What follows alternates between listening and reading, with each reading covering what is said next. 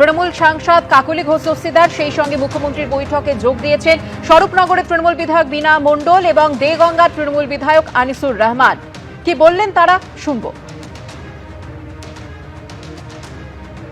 এলাকার কাজটা তো করতে হবে, তার জন্যই এসেছি, এলাকার উন্নয়নের স্বার্থেই এসেছি। First time MLA.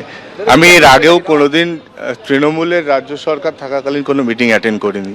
কাদের ডাকা কি করে থাকবো, আমি তো বিধায়ক ছিলাম না, আমি ফার্স্ট টাইম বিধায়ক, সুতরাং কাদের ডাকা হতো কাদের ডাকা হতো না এ ব্যাপারে আমি অ্যাওয়ার না।